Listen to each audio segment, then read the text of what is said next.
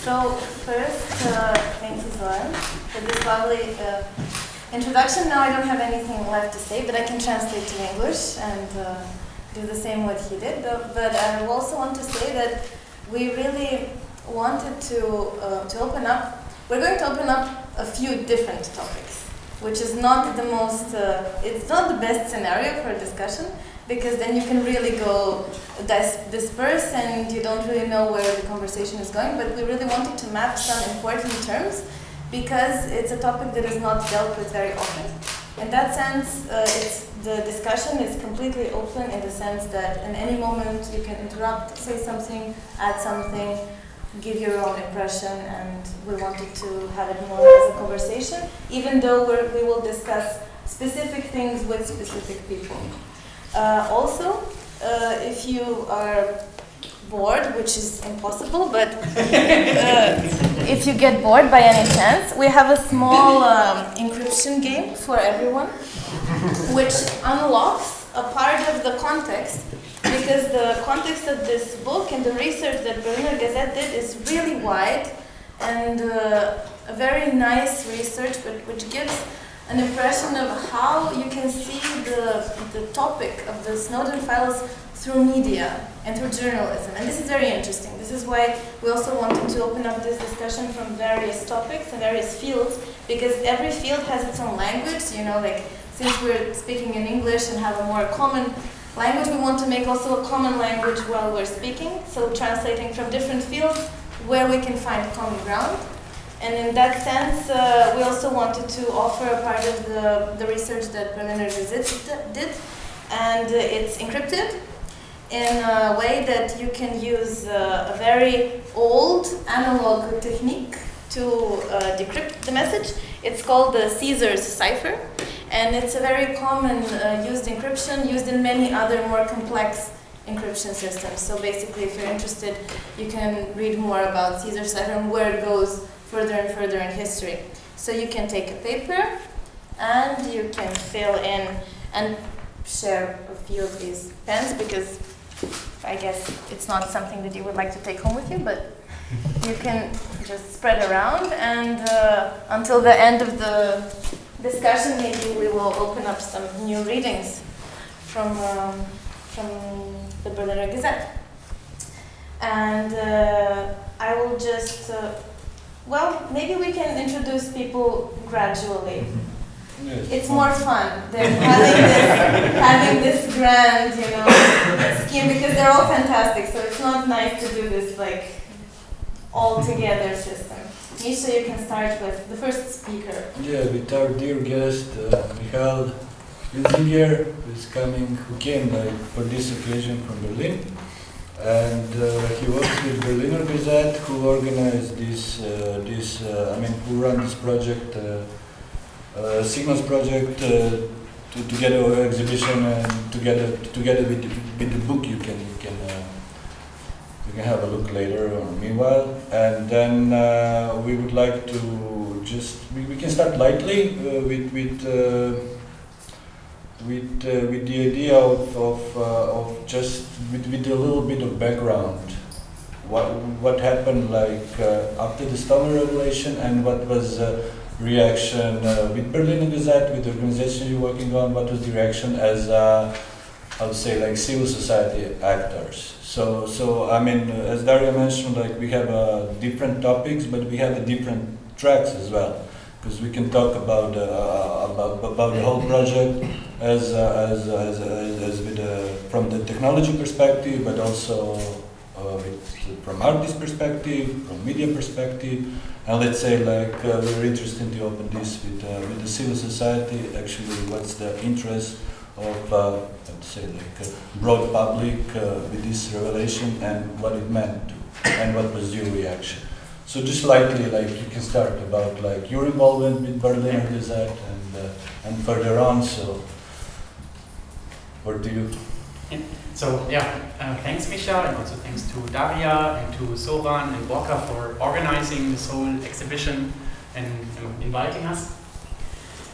Before I start, who of you is regularly encrypting your text messages? Like, raise your hand. who is using some kind of messenger, something to where you encrypt actually your messages? Okay. Who is, or at least knows that you're doing that when you browse the web, that you look at websites in an encrypted fashion?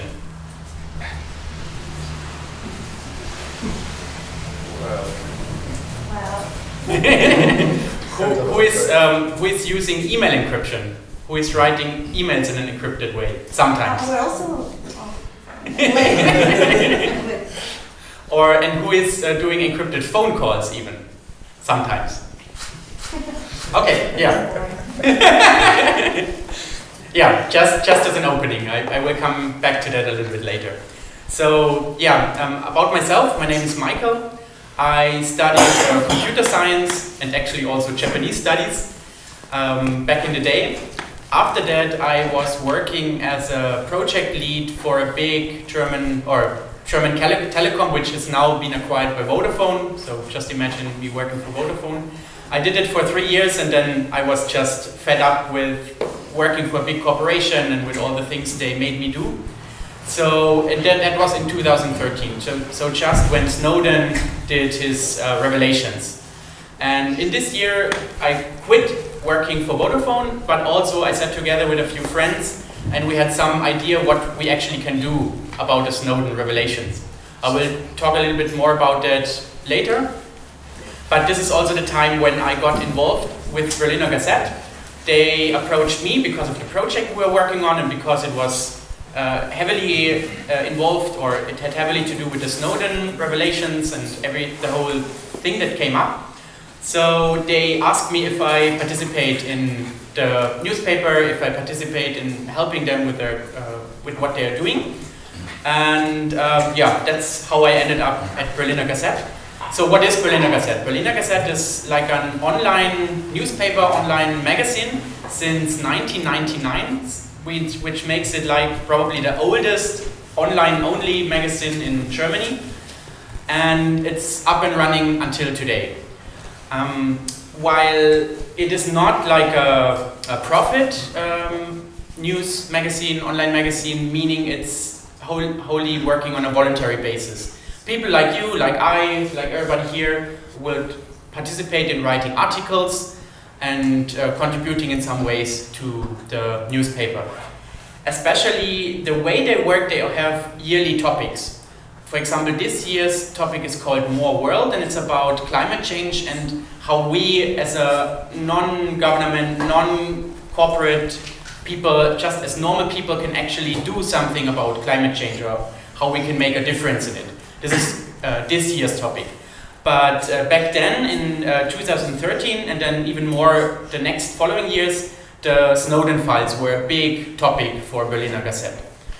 So, yeah. And the way Berliner Gazette works is, on the one hand, like I just said, they have this yearly topic where lots of journalists, artists, and other people contribute articles and ideas, but they also have this yearly conference, which is usually in October, November, sometime in autumn. And this conference works in a way that there is 3 days, and in these 3 days there will take place 4 or 5 workshops to the yearly topic. And during these workshops, lots of people, like in this room, come together to work actually on some ideas and some projects, to work on these ideas. And the people, they are from a variety of professions. There's artists, there's journalists, but there's also like technicians, programmers. That's how I myself got into that, or activists. So researchers, lots of different backgrounds. And for 3 days, all of these people, like between 10 and 15 people per workshop, sit together, take one topic, and work something out. And you came to this as a conference, as a project focus. Yes. Yeah. And yeah, a big thing that came out of these conferences is basically being covered in this book. The book is about ideas, projects around the Snowden files, since this was also a topic during these workshops. And since the background that I just said, the book covers the Snowden files in like 3 different ways to approach them. One is like the media approach, meaning what has public media actually written about the Snowden files, what can be a journalistic approach to them. The second one, which is also the larger context of the exhibition, which you are here now, is to cover the Snowden files in an artistic approach. Since the things that Snowden revealed or leaked are mostly very technical. They're not so easy to approach, to understand for normal people.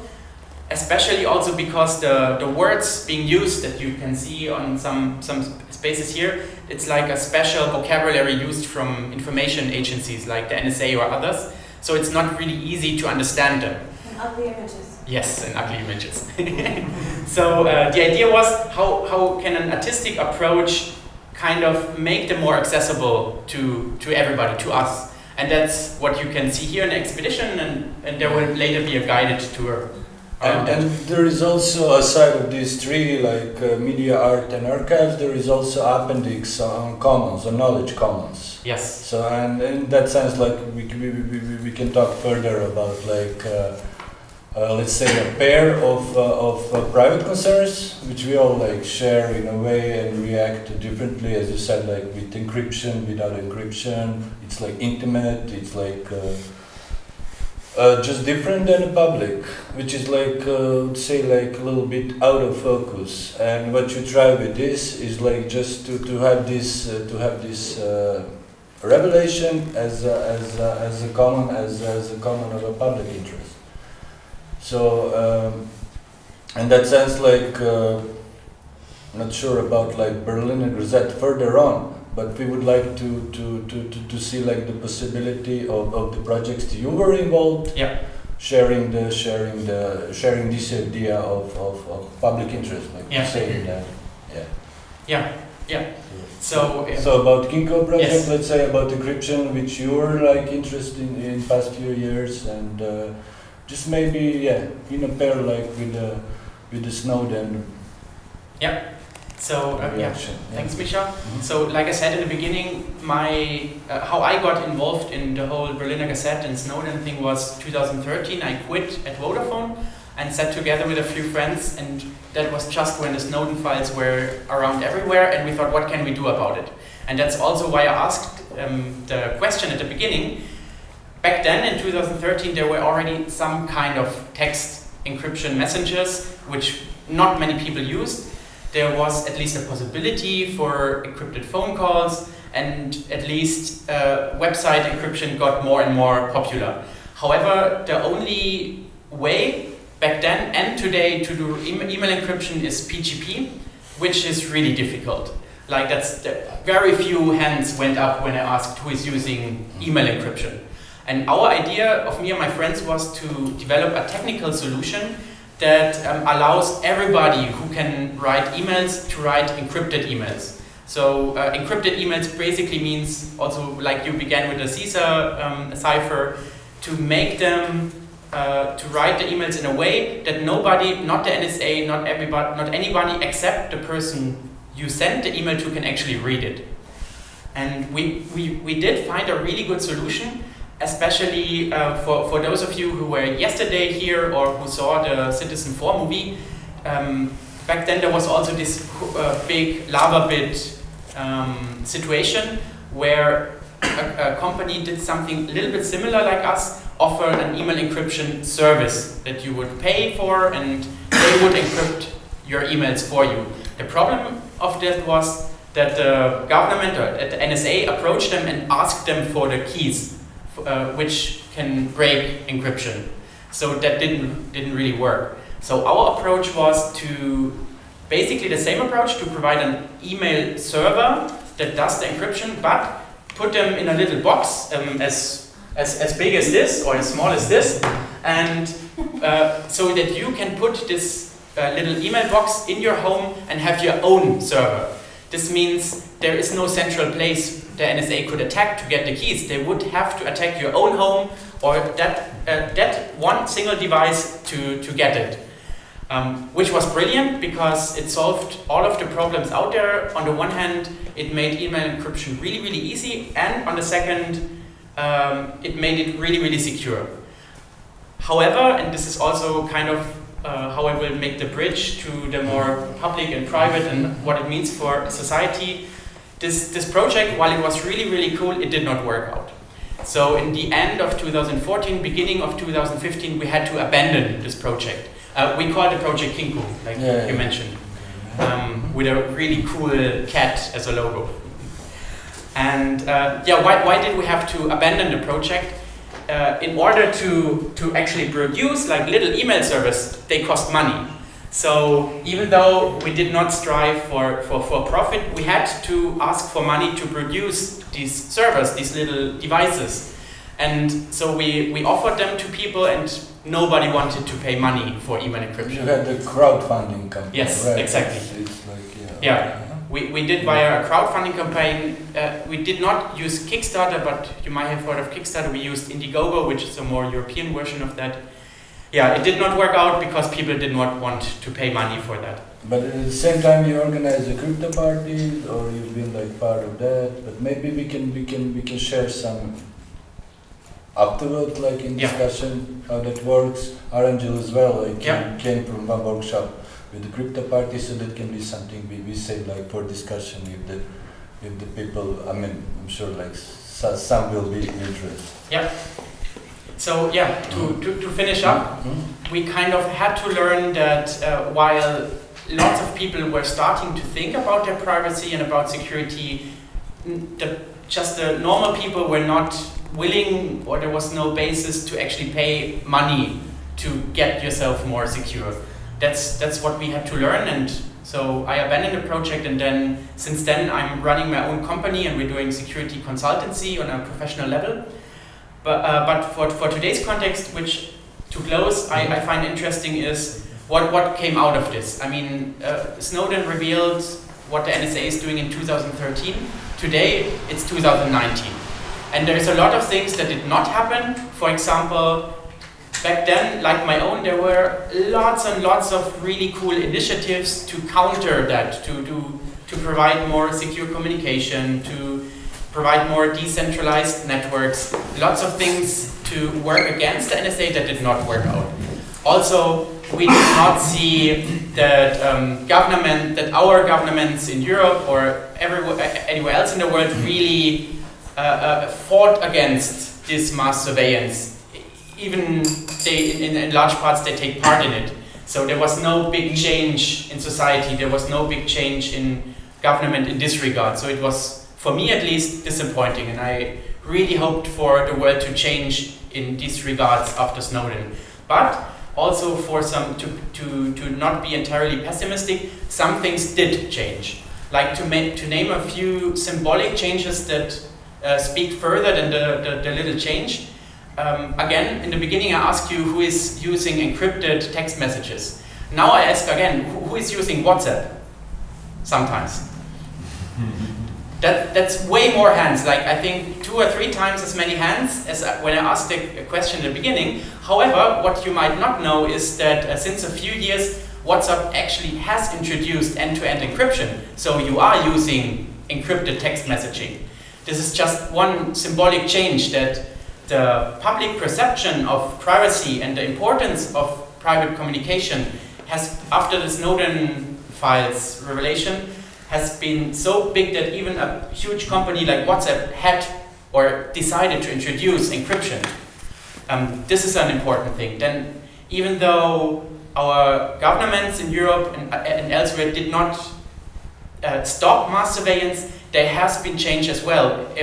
Most of you will know, at least in the EU, there has been last year, exactly 1 year ago, released the GDPR, the General Data Regulation, General Data Protection Regulation, which since 1 year really provides a good basis, a legal basis, that your privacy on a legal basis is more secure. For example, you can ask Facebook now to reveal all the data they have about you, and you can ask Facebook to delete data about you. So there's also some things that changed. So to finish up my own view on the effect on civil society, it's not what at least I was hoping for. There has not been a big change. NSA is still out there. There's still mass surveillance, and their power was not really limited. But there is changes happening.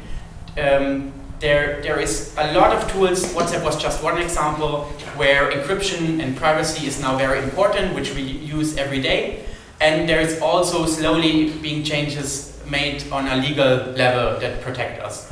So yeah, not the changes on the big scale we are hoping for, but there are changes, and that's why I think it's overall it's going in a positive direction. And to some extent, we are aware what's happening.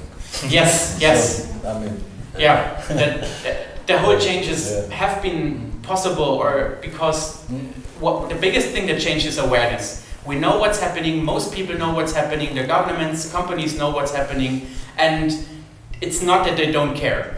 They might not care enough that ordinary people pay money to protect themselves, but they do care enough to maybe select one tool over another, or to say, hey, this is not okay, I don't want to be spied upon. Okay, we'll talk more in a pair with, again, like, I would like to, again, in a pair with private and public. We're talking about like private interests. We stay in a field like of our own choices, but yeah. But maybe Darija, we can continue with the topic, going towards public interest with the revelation which are in the box. Yeah. Well, first, thank you for bringing this topic also back to signals and intercepting communication, which is an important part that we often don't have a way to visualize. Like and this exhibition is called Signals because all of these signals are basically all around us, and this data is our infrastructure, the infrastructure that we live in. But all this data gets intercepted from several sides all the time, and these interrelations that are very in flux and dynamic are the things that make it so vulnerable because it's so intangible. And a work that really makes this tangible is the work that you can have the experience to also have, like the mix between private and public here with this suitcase and this beautiful plant, and the way to experience the Snoudena archives offline. And first, when we wanted to talk to Ivan Light, who is the author of this work, we were thinking it's good to have an artist perspective in this show, because you know we have this show which is by Berliner Gazette, and they have this media perspective and journalism, so it's very different. Like the way that they approach, they do this research, and they're not really interested so much in the like artistic or whatever kinds of like the visual language or all of these other things that like artists would be interested in. So we thought he could give us an art perspective, but actually Ivan doesn't come from an art background, and this is actually the interesting part of how the context of the Snowden in a box happened, which would be really nice to hear in this context, and from there we can continue to the intercepting of messages. How does that work? Sure. So I'm Evan Light. I'm a communications professor at Toronto at York University. I'll give a bit of my history that sort of feeds into how this thing came about. So my background is in independent media and in community radio, and in IT. I started working in IT and in independent media in the early 90s. And so when the Snowden revelations broke, I had a project going and funding as a postgraduate or a postdoctoral fellow to do research on sort of future ideas of the internet, something that would be innately secure. I think for a lot of people who worked in IT in the 80s and 90s and onward, we all knew that the internet was insecure. It was part of its innate nature. There's nothing secure about it. And in the 90s, there were rumblings about a program called Echelon that was basically government mass surveillance, but there was no whistleblower, there was no proof this thing existed. But everybody knew it did. And so then the Snowden revelations happened, and I was like, well, of course, this has been going on. People have known about this for decades, and now we finally have proof. And shortly after the revelations happened, a colleague of mine in Toronto, Andrew Clement, built an online archive of these Snowden documents. And it was the launch was broadcast by CBC, Canada's national broadcaster. Edward Snowden was beamed in from Moscow. It was this big celebration that these files were being sort of gathered together and archived online. And I realized, well, this is great, but if the NSA wants to see who's interested in these files, they just need to look at who's going to this website, just like they have been doing for years, looking at what people do online. And I decided to build an offline version of the Snowden archive, so people could do research in private and do research securely without being surveilled online. That led to this project here. So I came at it with an idea just to build an archive. I wasn't thinking about it as a piece of art or necessarily of education. At first it was based on a Raspberry Pi, a cheap little computer that cost about 30 euros. And then decided to add in a sort of visual. So you'll see on this suitcase here, maybe I'll hold it up so people can see what we're talking about. And if you take out your cell phones or smartphones, you'll see a Wi-Fi network in this room called Snowden Archive.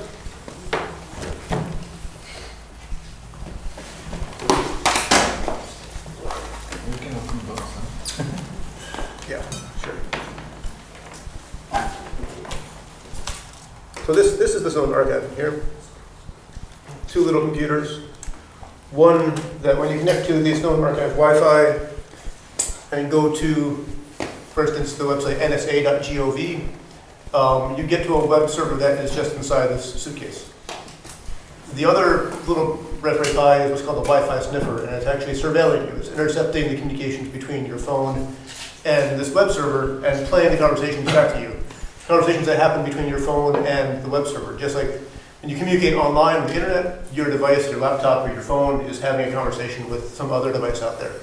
What this does is it shows you what that conversation looks like as you are looking at the Snowden files. So you can see it's starting to move quite a bit. People are connecting to the archive. Maybe some of you are looking at files.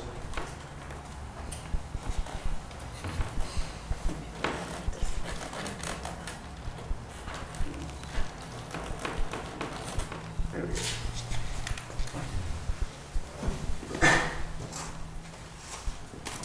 Originally, I had a couple of different motivations for this project. One was to enable people to do this research securely, but another was thinking about what happened with WikiLeaks. As some of you might remember, I think it was 2010, 2011, when WikiLeaks got a lot of attention and was forced off the internet, and they tried to put their archive on BitTorrent. It was massive and nobody was able to download it. So I wanted to create something that was, one, cheap and easy to use, that people could replicate easily. I have images online for a Raspberry Pi, so that runs on little micro SD cards, like what you put in your phone to store photos on. You can download one of these files, burn it onto an SD card, just like burning a CD, and buy a Raspberry Pi and have your own archive. So there are people who have put these up in public libraries in the US that have put up their own in their community groups. There's a group in Montreal that has built their own to use for education. There's a group at Cambridge University that uses an archive for teaching in their sociology program. Yeah, and so thank you for reminding me. So a big part of the story is after I built this, at the beginning of my relationship with the Berliner Gazette, they invited me to the workshop in 2014 called Tacit Futures. And amazingly, basically built a workshop around this object here, called Snowden Files for All, ? And so I spoke with probably 15 other people for 2.5, 3 days about how we think of the Snowden files as being part of the commons, and how you can facilitate getting these things into the hands of anybody around the world, what that means, and who these people are. So we're talking about, well, how do we turn these files into popular culture? How do we turn them into music? How do we turn them into poetry? There was a project for instance, setting up an archive like this in public libraries around Berlin, for building solar-powered Raspberry Pis and setting them up outside US embassies across Europe. Things that never actually happened, but still could. And then that later on, the Berliner Gazette realized there was actually 3 Snowden archives that had all developed at the same time. The one that I work with, one that's maintained by a group called the Courage Foundation in the UK, that was interestingly founded by Julian Assange to fund the legal defenses of whistleblowers, and started with Chelsea Manning. And then a third one that's sort of part of a larger archive called Cryptome. And so they invited all the three organizations together at a big digital media festival in Berlin that happens every year called Transmediale, and put us in a room for 12 hours to work together and try and collaborate. And I guess since then I've worked with the Berliner Gazette on some other things. Among them this book, which is sort of, for me, a really interesting way to look at this idea, starting in 2014, about how you, I guess, think about these files as something more than just boring technical or bizarre technical documents, but valuing them in other ways. So you can, I think there's some amazing literature in here, especially some of the GCHQ. GCHQ is the intelligence agency of the UK government, but they also do some amazing writing. You'll find a lot of kind of amazing humor, graphic design, and really literature in these intelligence documents about mass surveillance.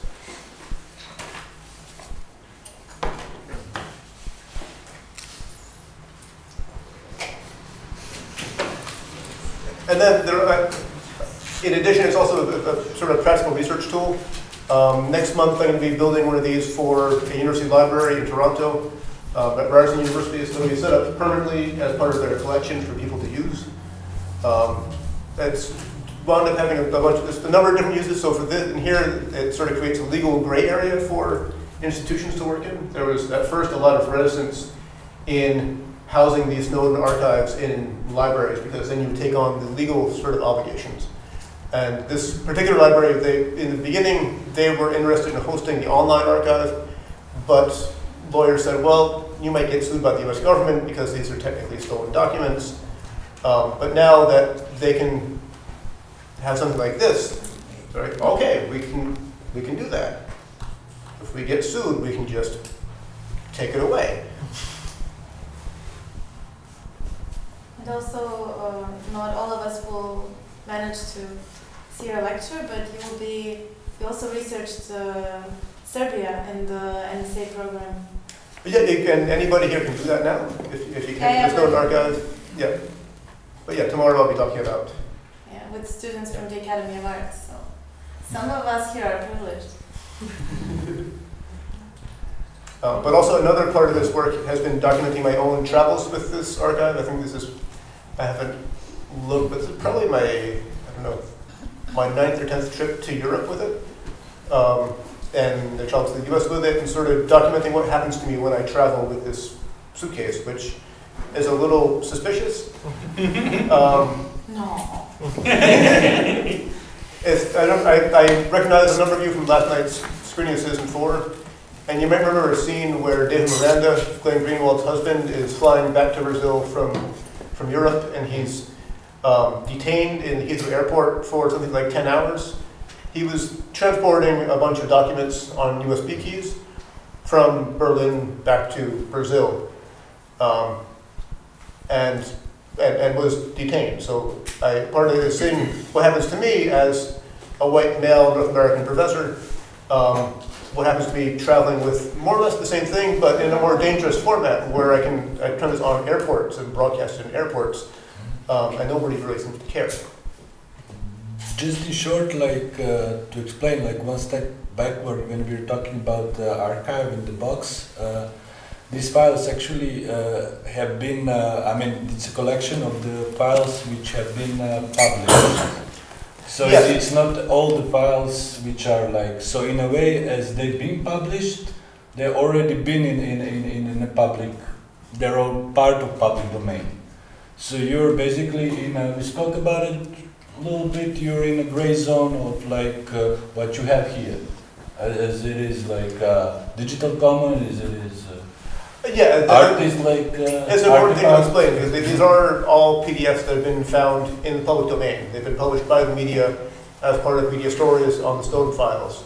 And nobody is really sure, except for people who have these archives of Snowden files, how many there really are.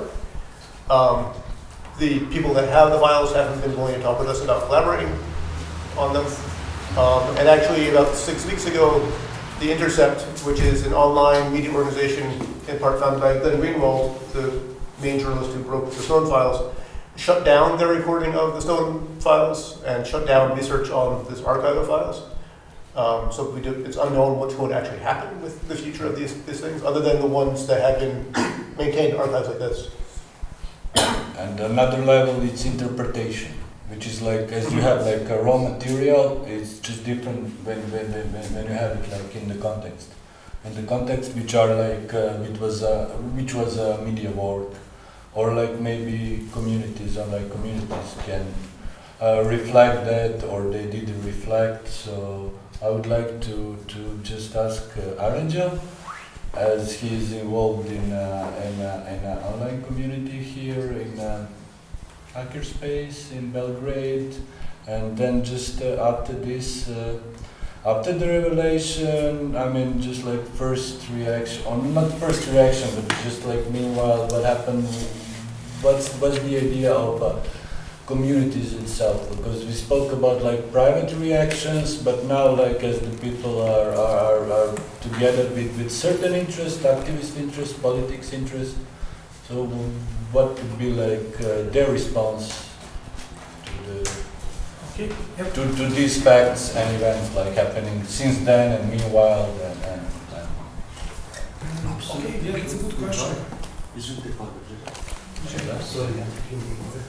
Okay, I haven't talked about that in some kind of systemic fashion, but what Michael actually shared is something similar happened here. Actually, activist community was looking into what other people are doing, like crypto party movement became kind of big here as well. And then what also happened that many people from like grassroots movement wanted to take part into policy kind of debates, so that was also one thing. And I think Michael also mentioned some achievements that are probably to some extent, however small, was supported by people from here, because activists started to organize like across borders, and one of the biggest events of that kind was CCC event in Germany that takes place every year, like on an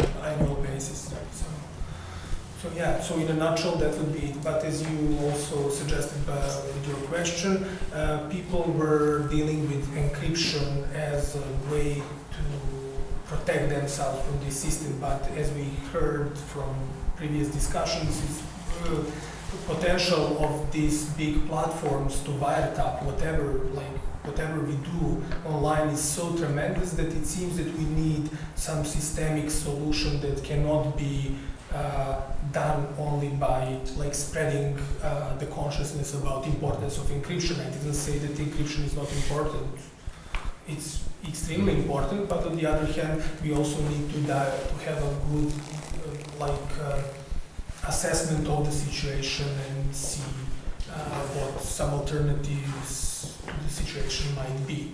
And then I was always interested in how like those political imaginaries are being somehow embodied in technology. So yeah, I've been like interested in various forms of decentralization that are coming more from kind of right-wing kind of ideas, and then on the other hand from the leftist ideas. So we can talk about that maybe later in the discussion. Yeah, but the whole idea that we are kind of entrapped here, and I'm going to put it extremely simple just so we can maybe have a discussion later. So the whole point is that, as Evan said, the internet in the beginning, even though it wasn't like privacy done in a privacy by design manner, it was decentralized. But when commercialization started, then like big players they found a way to get between kind of the user. They became intermediaries between users. And what we now have is like big farm of servers and admins who can monitor what our behavior online. So to put it simple, that network topology at the moment looks like a star. So there is a one center, and then people are somehow communicating to each other through that one center. And that's why surveillance is kind of endemic, and it's really hard to deal with it. I'm like simplifying things, but I think it might be useful for the discussion. And then many ideas about decentralization came up in like recent years, so we can talk about that. And the other thing is that this model of decentralized model of platforms is, and this is another part related to privacy, because Michael and Evan was talking more about this political, like this relation between individual and state, but privacy is also something like all these online businesses are privacy driven, so to speak. So the business model is always based on privacy. So data about users are collected, those data can be graded in various ways, and then all these, so to speak, users can be sold to advertisers. So in a nutshell, so things are much more complicated, but that is some kind of basic business model that we see online, and there's various nuances. At the same time happening with privatization. And yeah, and then you asked me to talk a little bit about net neutrality, which is something, because I just said a couple of things about commercialization of the internet, and then net neutrality could be seen as a kind of privatization of internet itself, basically privatization of the internet traffic. Because I don't know if some of you haven't heard, like net neutrality is the principle that prevents ISPs, like internet service provider, to somehow influence what information you're gonna access online. So to put it like extremely simple. And this is also an important subject because it seems that, well, it's kind of obvious that ISPs, like internet service provider, want to take part in this data-driven economy. And their way to do that is to set themselves as a gatekeeper, and with some, and by kind of tinkering the traffic, try to set up some new business model. So that might mean for the ordinary users that they won't be able to access some websites because the connection to the data from those websites will be kind of slower, whereas some big platforms like Facebook and Google, the data from those sites would be kind of in the fast lane. Yeah, just talking about that, like the whole infrastructure, like as the countries are. We mentioned like Myanmar or Philippines, and the whole infrastructure is set by Facebook. It's a great point, because that's what happened. I can share that story with you. It was presented, I think, in Republica by Jay Fajardo, and that was really interesting case, because you probably heard of zero rating. That's we have this practice here by local telcos. So when they offer you free internet traffic for a particular app, like, and they usually market it 2 apps at your like choice, disposal. And then what happened in Philippines, internet penetration was at around 56%, if I recall well, and majority of people had only like mobile internet. So majority of people were actually using only Facebook, and that happened during the campaign in that country, Philippines, I think 2016. And actually the war with fake news, but in this case, because when you share some link on the Facebook app and you don't have access to the internet like as a whole, then you cannot click through. And basically the war started only with like headlines. So that was kind of interesting case, but the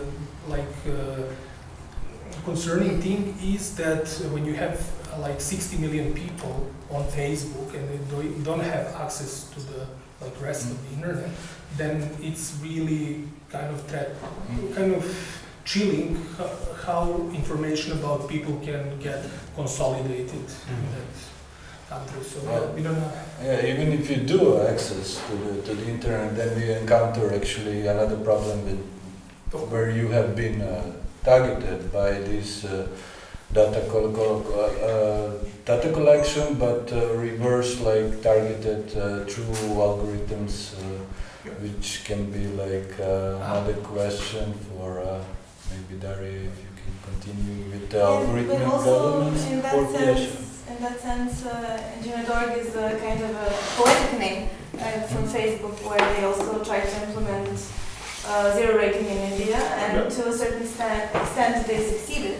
For a while, India had Internet.org, which kind of in its name is telling people that they're connecting to the internet, but actually they're connecting to Facebook and a few other apps. And this was in a large part of India where people didn't have any sort of connection. So in that sense, I think it's really important that you brought up net neutrality, because normally it's not a term that is widely used, but it's one of the founding principles of the internet, which makes all data equal. Like all data is treated equal. And in the last years, it has a lot of ups and downs, and a lot of laws have been trying to turn down net neutrality. So it's a very important discussion that is only done in digital policy circles, but it's something that is affecting all of us. And in that sense, it's very interesting when we think about what is affecting all of us, and if we think of these answers and the focus on encryption. And in that sense, the research that Vladan and Joler did with, I have to always remember the hacking team example, because the importance of metadata is a very interesting example showing that we can focus our attention at the wrong angle. Not usually when we just try to explore something, because we think, okay, solution, encryption. But then we find out that actually when a large number of data is collected, of course they're not going to read through your private emails. They don't care about the sentences that you write, but what they do care is multiplied by millions of times at what time you wrote, to whom you wrote, from where you wrote. And this data is something that becomes valuable and becomes monetized in a way. Of course, sentences are interesting in terms of analysis of emotions and all this sense, but metadata is something that is not encrypted. And in that sense, it brings up another can of worms of like how we access privacy and how what actually works in the background. And in that sense, speaking about algorithmic governance and what are these hot topics of today when we talk about artificial intelligence, it would be nice to see what this big book is about, because it's so big. and it also travels like this suitcase. It's been traveling around. And giving Vladan and Joler a lot of back pain. That's true. But I will start maybe with the.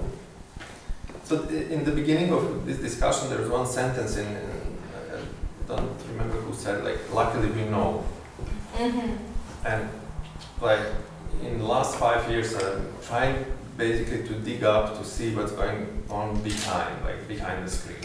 Like we're using different kinds of investigation techniques, cyber forensics techniques, and so on, and to visualize, to try to understand. And more, with every day, with every research, I'm more sure that we don't know anything. and even like I'm questioning the idea that we will ever be able to understand. And maybe the case for that, it's the case of so for example, also we said like WhatsApp, it's encrypted, okay, but this is like one part of the problem, one problem in the little shelf, no? Because it's wrapped up with another problem, is that this WhatsApp belongs to some company that it's called Facebook, for example. And this Facebook company, for example, the business model of that company is based on surveillance capitalism, no? So it's basically, so we have like one little treat, but in the same time, the big picture is something that is still problematic and will probably never be solved. So my experience, and basically I'm really happy to participate in this discussion. Okay, several reasons, but one of reasons is also that the work of Edward Snowden, and those documents influenced really a lot of things that we were doing in last couple of years. So, for example, with the hacking team. So, just to make illustration what it was. So we were trying to. There was some kind of evil organization called hacking team. So what they are doing, they're called like one of the top 5 the most anti-internet companies in the world, because what they were doing, they're producing and selling the software for surveillance to different governments around the world. And then we were trying, we knew that they are trying to deal something with the Serbian state. And then in one moment someone hacked their email server, and then suddenly all the emails were there. And a bunch of investigative journalists, they jumped into the content. And we said, no, what we want to do is to do just like our Lord, Edward Snowden said. We don't care about content. What we care about is metadata. So what we try to do, we try to use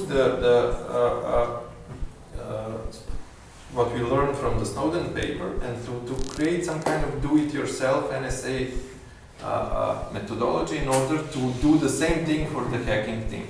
And then it was really interesting results, and really scary in a way what you can learn from just by knowing someone from, to, and the time of the message, and so on and so on. But this is exactly what, and then when we published that, everyone was like, oh my God, what you were doing, it's some kind of like, it's not ethical in a way, because it kind of like you are surveilling another people. But the main problem is like, this is what is the main business model of the biggest internet companies that exist nowadays.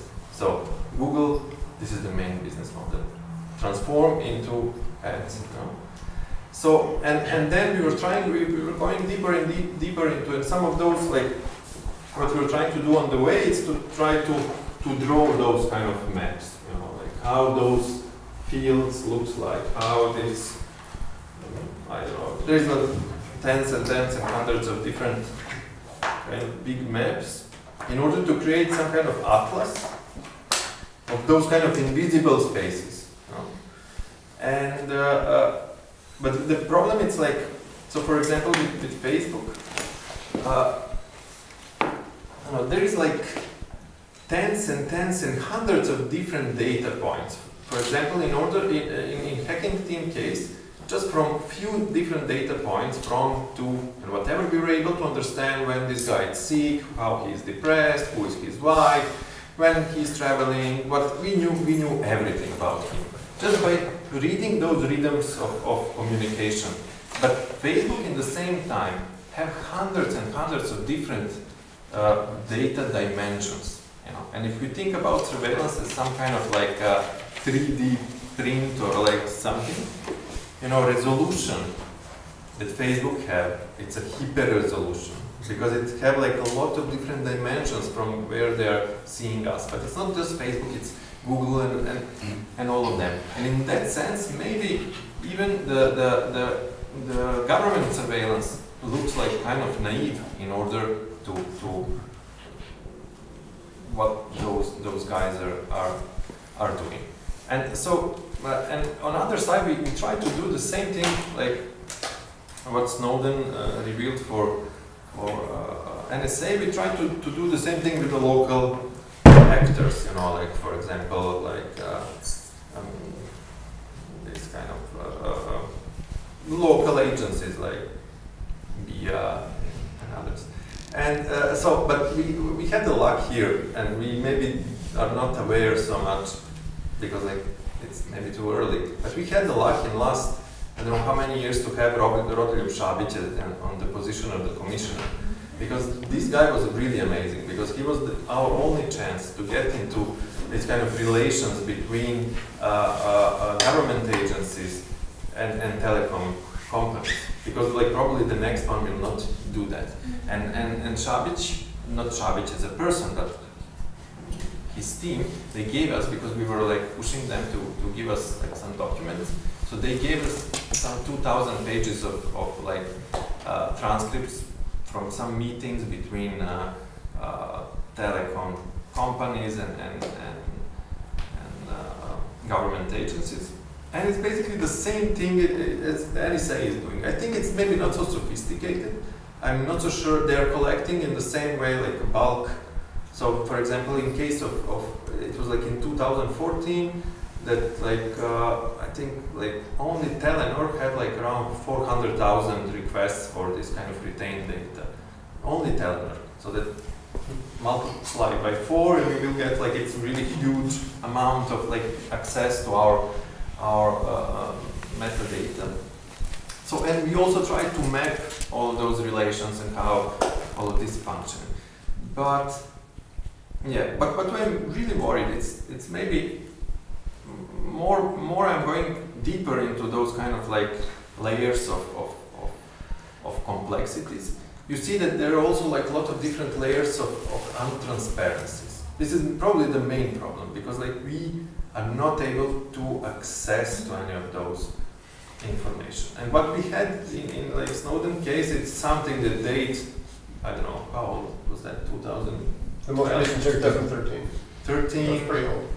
And basically it's some, you know, PowerPoint presentations and stuff like this. It's kind of not giving us a lot of information about it.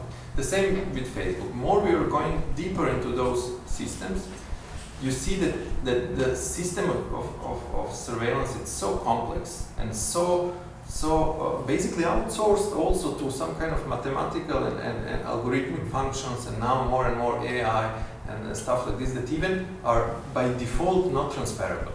So now we are losing less and less chance to see. For example, this is why the position of AI now, AI, whatever it is, in these systems, it's really important because now even when we are speaking about algorithms, we still have some kind of function that we can reverse engineer. But AI and machine learning, it's in most of the time not reverse engineerable thing because it's not working like this. And so we are losing by every day, but every year we are losing our chance to understand those systems. And again, by every day and every year, we are more and more dependable on them. So our chances, and this is another thing that I'm really concerned, it's this kind of like neo-colonial relation that we have towards those companies and everyone, because now it's not the question of, is it, you can always say, okay, I don't need to use Facebook, Google, or any of those. It's not possible anymore, because you will not get a job, you cannot travel to the United States, because they can see your like Facebook profile, you cannot apply, you will not be able to apply for a credit anymore, because you don't have nice pictures and stuff like this. So the price of leaving those systems is now becoming like higher and higher, and now it's too big in a way. And this is the real price yeah. Okay, I just. But so you got into the USA? You got to Facebook? Me? Yeah. But the trend is, of course. if you're a professor, you can do that. Yeah. You're white and male. Yeah, but the thing is like, now it's still not so radical in a sense. But like, for example, we can see what's going on in China and see this as some kind of leading future, especially in Serbia, because we are now importing these surveillance systems from China and stuff like this. It will not be so easy in the future. Now it's maybe, you know, but you know, if you really want to apply for a job and you have like two persons, you know, who have like this kind of like perfect or transparent self towards those companies, and the one who have encryption, everything, doesn't have any kind of public information about itself, and in front of employer, who will get a job? The one who is completely transparent, no? So this is the problem, this is the mix between surveillance and capitalism that is working so fantastically in a way of like. Yeah, but also in that sense, maybe to spread the topic a bit more, even though we're spreading, but the idea of algorithmic governance is also also connected to the applications that it has in like the vice versa effect. So in the sense of like, in the case of Cambridge Analytica, we have this kind of, we could say it's stepped further from the Snowden files in the sense of like, you have one layer which is surveillance, then you have selling data, but then you have selling data for a political campaign in order to produce a different opinion. So this is in a way a much more powerful tool when added effective communication and interfaces in terms of how the software works combined with data. Yeah. And in that sense, it gives another spice to the already spicy relationship between corporations and the state, and states. And in that sense, I think it's very interesting to go back to the topic of how states and corporations have these more and more explicit contracts that are happening in the last years, which you could tell a bit about. Maybe actually just an example which actually followed Cambridge Analytica, Facebook, and their relationship to governments. Facebook had really bad publicity because of the whole thing, as you know. Maybe does everyone know about what Cambridge Analytica is? Maybe we can have a short. Yeah. Do you want to? So basically, what was happening or what is happening that Facebook is being used to influence elections. So far, when we think about elections in a country, you go to some kind of poll, you choose your candidate, and then this candidate is being selected. However, what happened during the last election, for example, in the USA, was that especially the Republican Party, they used Facebook data, and they used like an agency they called Cambridge Analytica to analyze this kind of Facebook data to be able to target people more effectively.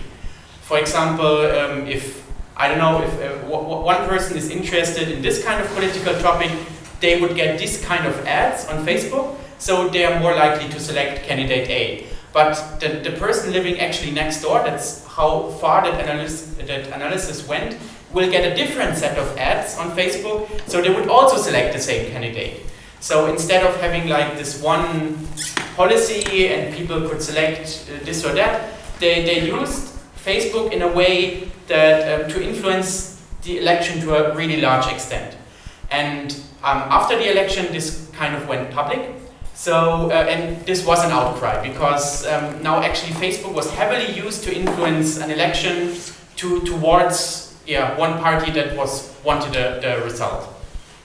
And this was bad publicity for Facebook. In the end, they kind of earned their money with it, but lots of people stopped using Facebook and were angry about it. And this now gives, back to the question, gives an interesting relation that we see right now between corporations and the government. I think 2 or 3 weeks ago, Mark Zuckerberg met with Angela Merkel in Berlin to discuss how to more effectively combine government and Facebook. What Facebook kind of wants is to get rid of being responsible for what is happening with their data, for things like Cambridge Analytica. They want to give that responsibility away to governments, to the Serbian government, to the German government and others. So that in the end the German government or Serbian government would decide, okay, this is not legal on Facebook, the data may not be used for that, or this kind of ad campaign is illegal because it would infringe elections, and then remove it. They have fact checkers like partner organizations, right? And it's happening like with these EU elections. But interesting fact, for example, they couldn't find a partner organization in Hungary. Yeah. So it's like missing this fake news like wage and please. Yeah. The problem, at least I personally see with that, is okay, this does not really improve anything, because then okay, Facebook kind of says it's not our responsibility what is being done with your personal data there, but then the responsibility is with your government, which is even worse because, I mean, we're talking about Cambridge Analytica was used to influence elections. Of course the ruling party will use this power in most countries to influence the future election. So it makes it maybe even worse because there's one less. Yeah. So yeah. So I see a very difficult relationship between those corporations and governments, which do not play in our hands. In that sense, like we're in the same field. But like, I would like to hear maybe a little illustration about like what's the alternative of this data flow. What's the alternative option, like where we can? You mentioned like the centralization, and now you're talking about social networks. So is there a possibility for people to communicate, organize without these like data monopolies and controlling by either government or a corporate? Because it's going to be like pretty much the same. Well, there are utopian visions of this.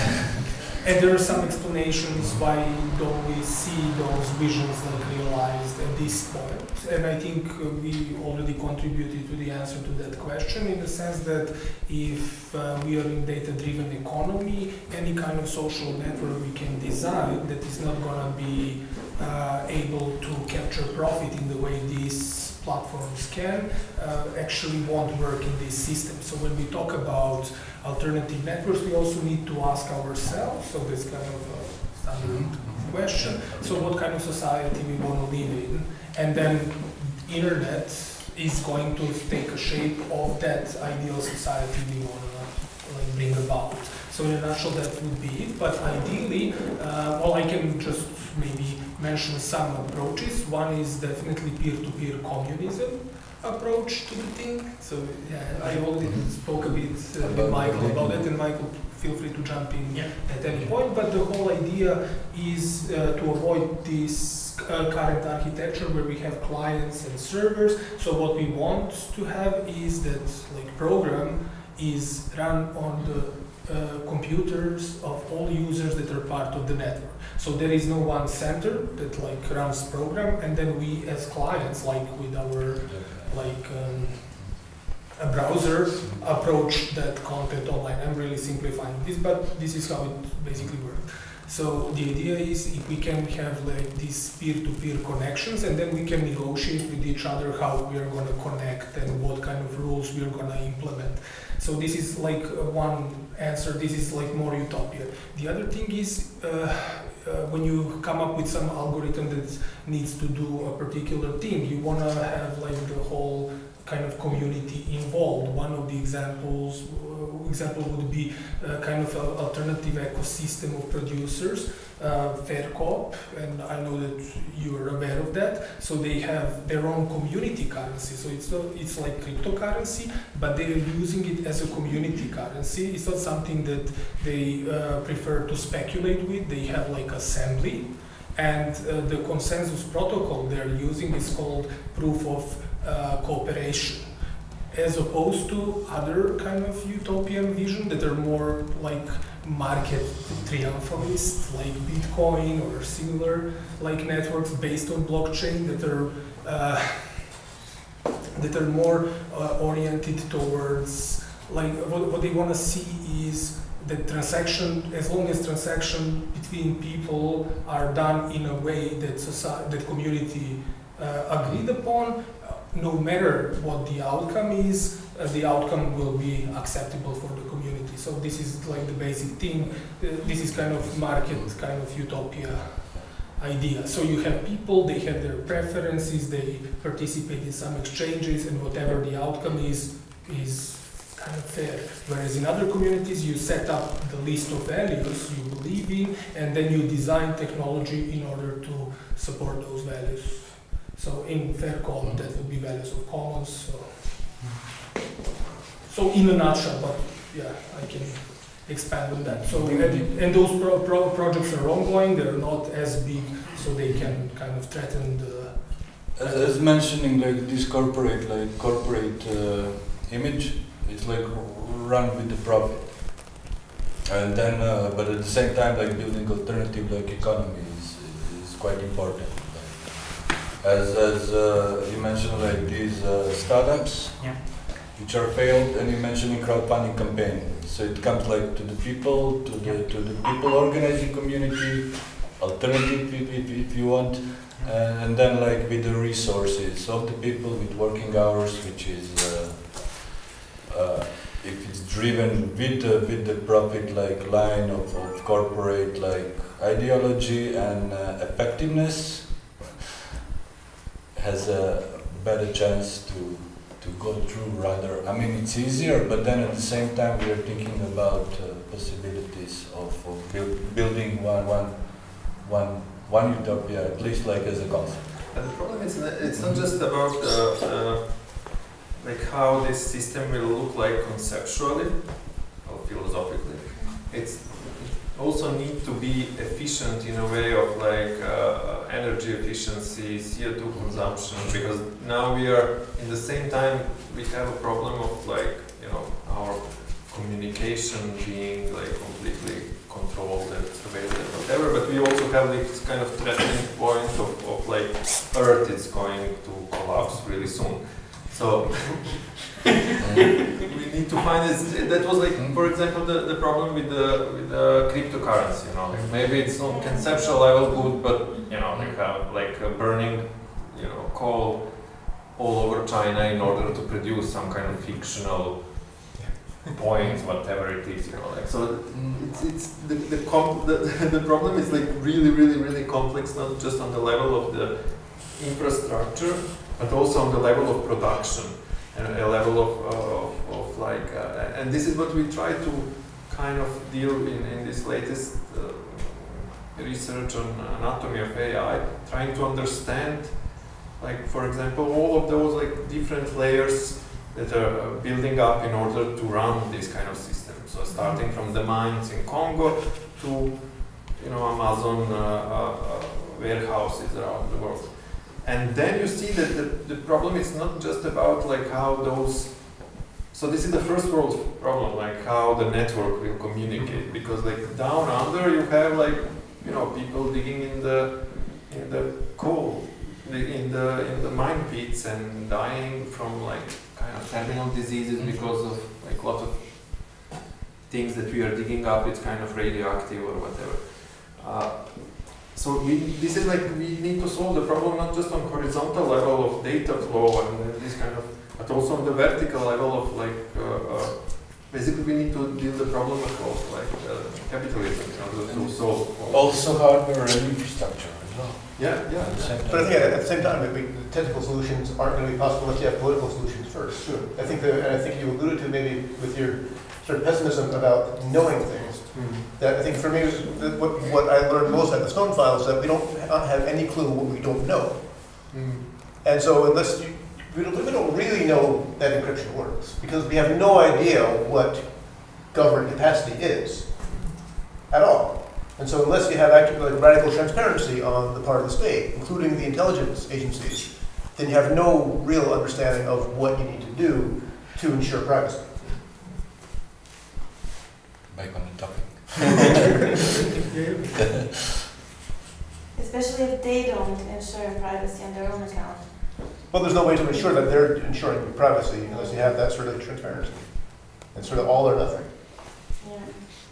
We also have a bit of time for like the open mic, as you wish, or a round of last thoughts. But if someone else wants to add something or give their own example of some other state situation. Well, maybe a question. What do we know about surveillance here in Serbia? I mean, we know that service providers have to keep communication metadata. We know about Fisher, we know about cameras, police board from QA, but what else do we know?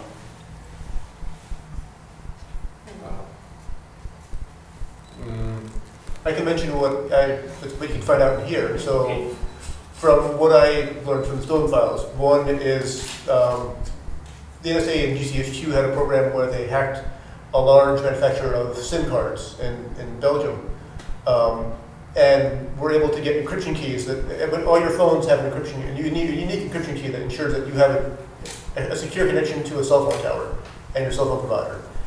When they hacked this corporation, they gained an untold number of encryption keys to sort of look at communications without people knowing about it. And in the documents that explain this, Serbia is the one European country that is on this chart of countries that they've been testing in hacking encryption keys and surveilling people's cell phones. They don't explain why, but it's the only European country. The other ones are in the Middle East and Southeast Asia and Africa and Serbia, which looks like a way to get into looking at other European countries maybe. The other side is because of the way that just internet traffic runs through Europe and through the world, whenever you go to certain websites, a lot of the traffic goes through the UK, and the UK has been doing completely full-on surveillance of fiber optic cables for probably a decade. And so a lot of your communication online, whether it goes to the US or through the UK, is most likely getting sucked up by either the NSA or GCHQ just because you exist on the internet. Well, we know different things, but I don't know, it's a really wide question, like what do we know about surveillance? We know a lot. We know that, in my, honest, some kind of,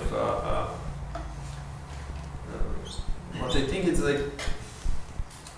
it's not so sophisticated. It's kind of like electronic surveillance in a way how they analyze this data. We have a really good example of targeted surveillance used in the cases of trying to find someone, trying to deal with someone. We have this country have long history of surveillance, but it was never electronic surveillance so much. It was more I think we didn't evolve on the level of this algorithmic surveillance and stuff. That's my But it's very cheap these days, right? It is cheap, but you know what you need to know what you need to know what you're doing. What was for me really, you remember when we had this kind of panel discussion with around privatization of telecom? Okay. The guy who was sitting there next to me, who was that was completely crazy, and that was explaining relation between Telecom Serbia and government, in sense of guy from Telecom saying, I don't want to give data. I don't want to give you, in a sense, data about surveillance. So they want to. Šabić is asking from him data about how many times different government agencies were accessing data to, and they don't. And he's saying on the public panel, I don't want to give this information. I don't want to give this. No. So it's completely crazy. There is some kind of really link between those kind of government-run companies and government, no? And the crazy thing, the information that we have about surveillance, it's from Telenor, only from Telenor, because they need to fight their reputation in Norway or wherever they are from. So if they danger their reputation here, then they can look bad also on international scale. No? So they are kind of, but the local this kind of Veep, Ori or whatever it was. So it's kind of really messy, and the way how they're exchanging data is also even more messier. So for example, in this research that we did, each of companies have their creative way how to share data with a government agency. Even sending all the in case of one provider, sending this kind of lists of calls by email in form of some kind of newsletter every day, some really creative ways of relation between all of them.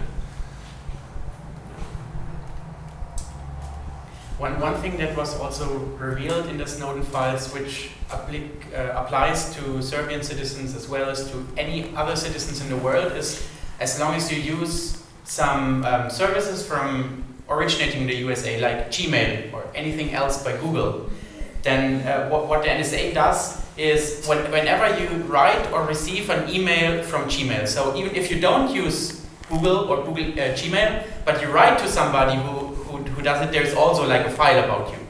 And in this file currently what they store is all the images. So every time you send some images or some files, they will be linked to that personal account to you.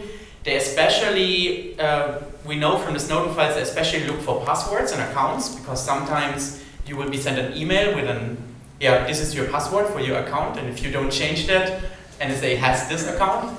So independent from where you live, as soon as you use some of these services like Gmail, there is a file from the NSA, at the NSA about you with all that kind of data that you ever received or have sent. And it's also like this question of sensibility to what you more prefer. So for example, first sentence, government knows each of us here in this room, that we are all sitting here in this room because you know, like we have like mobile phones, and then it's triangulation or whatever. So this is the first sentence. The second sentence, companies knows that we are sitting in this room right now and probably are serving you ads right now about that. So like, it's just like, what is more scary for you? Is it like the government story or corporate story? But in a way, both of them are working, and it's kind of stupid to excuse government for doing something that others are doing also. Though. So the whole concept is wrong. The whole, not just like who is doing more or less, is it government or government? Everything is wrong there, and because like everything is about data. You know, data is a new gold, data is new debt, data is whatever. You know, the problem is that we need to solve the whole picture. The vertical. Yeah, and maybe I just want to quickly add, maybe crypto party workshops are a good place to start just thinking about all these things. Maybe you are already aware of that, I don't know, but because we mentioned them in the beginning, and then you can, you know, by analyzing various technologies that you use, you can get to know better what threat model is actually, if you want to use some cryptographic software, then you can, you know, be aware what kind of threat you want to somehow shield yourself from by using that particular technology. And by doing these things, you can have some better understanding of where those information leak, or about your digital footprint. And there is a local hackerspace here in Novi Sad, by the way it's called Tilda, and I'm pretty sure that people are well informed about all these things. Maybe say a few Well, words? yeah, well informed. This is a good moment to maybe explain what is a crypto party for people that maybe don't know, and what can you do there? So a crypto party is like a voluntary event which everybody can go to, so you can go there.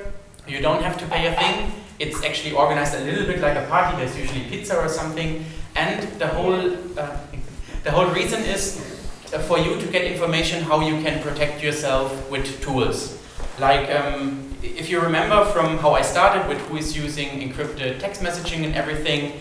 So if your main tool of communication is your smartphone, on a crypto party they will teach you, hey, for example, you can use a messenger called Signal. It's one of the most secure out there. If you use that, then the content, at least from what you're text messaging to your friends, is protected. Maybe not the metadata, we had the discussion earlier, but at least the content. The same, how can you protect your emails? What can you do if you want to actually browse some, go to the internet to some website which you don't want anybody else to know that you go there, for example, to an online Snowden archive.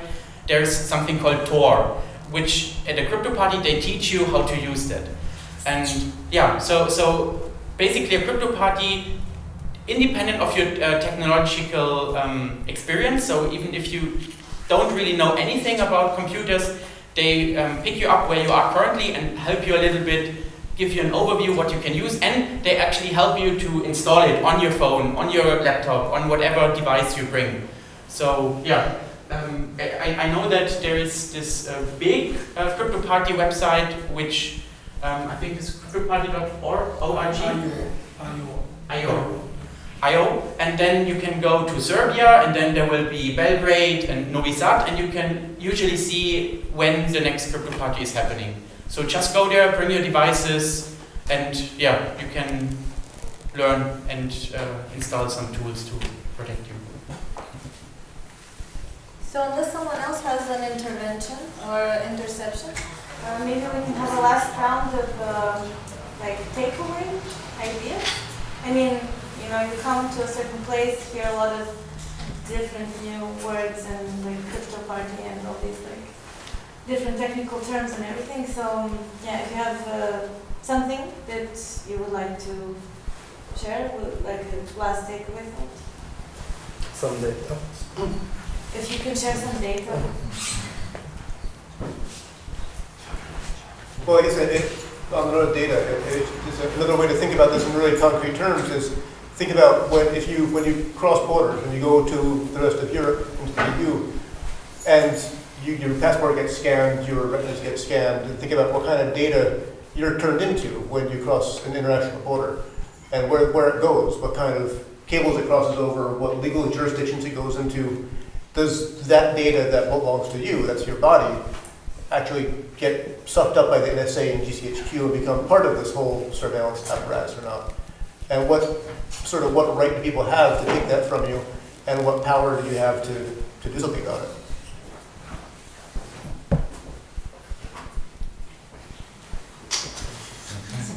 Well, I don't know, maybe if we made people more suspicious, people who haven't been thinking about these subjects so much, maybe we made them a bit more suspicious towards some kind of projects that market themselves in, I don't know, counterculture kind of terms or some kind of radical terms, but basically they're commercial projects. Maybe it would be nice to, I don't know, somehow take maybe critical look at their terminology and stuff and simply be more cautious, not only privacy-wise, but in terms of what further, like economic and other effects those projects have in the society. So things like innovation. Like for who? Innovation Yes. for who? So, my favorite is digital transformation. I'd like to add, I think, an important background to everything that's being talked about in this panel and discussion is the depth of terminology of what something is worth, as in what is your identity worth, and your privacy. We live in this era where we're thinking of all these technological solutions to a problem that is primarily philosophical, in the terms of who has the right to know I'm sitting here now, or I have a dentist appointment, or whatever. I feel like that's maybe if we started working primarily on the awareness of self-consciousness and like the stadiums that happen when someone is informed. Because the first time you hear this is all relatively new information for me. I've never really gone so into depth of everything that's happening. That includes encrypting and net neutrality. I'm always stuck on some surface level because of the inability to research exact things. So I feel like it might be easier to see what the stadiums of awareness happen in a person once they've got this information. For instance, if we took random people, not random people, as a hypothesis of people being unaware of this and giving them all this information, I think it would be easier to protect all the information if people had developed the stadiums of accepting what is happening. The same way people sort of make fun of like climate changes and stuff like that. It's always like, oh, you're not using a straw, haha, whatever. Because it's like something small that doesn't seem relevant. But that's just a stadium of unaccepting some information that isn't valid for the source. So I think that maybe that could be a solution to one of the beginnings.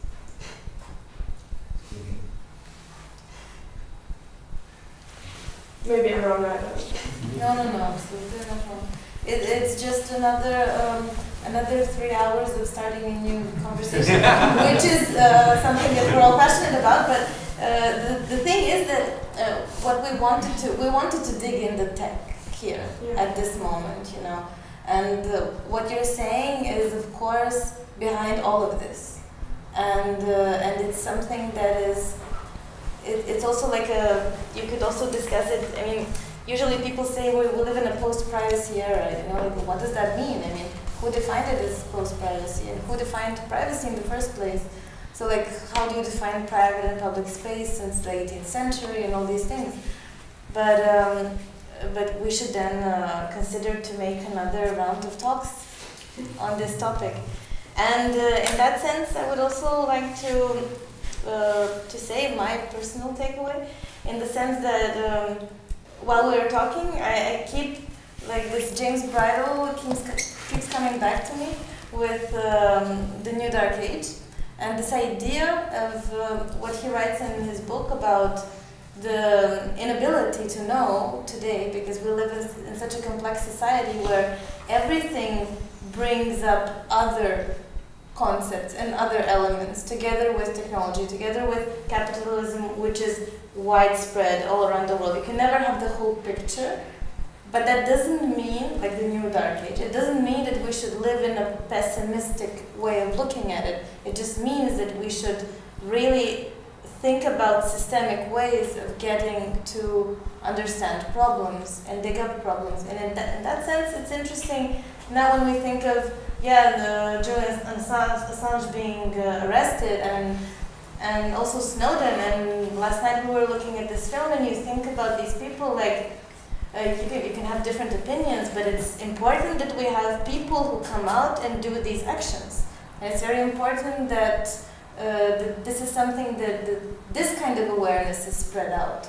Not everyone can be a hero or a mascot or whatever, but it is in our power to do what we can, of course, to dig up more of minds, of dark technological minds. And in that sense, I think we do live in a good time where we have a way of creating communities for knowledge, basically, which doesn't necessarily mean what do we do on a network and which tool do we use, but exchanging knowledge in this sense is a way of somehow also making this awareness bigger in that sense.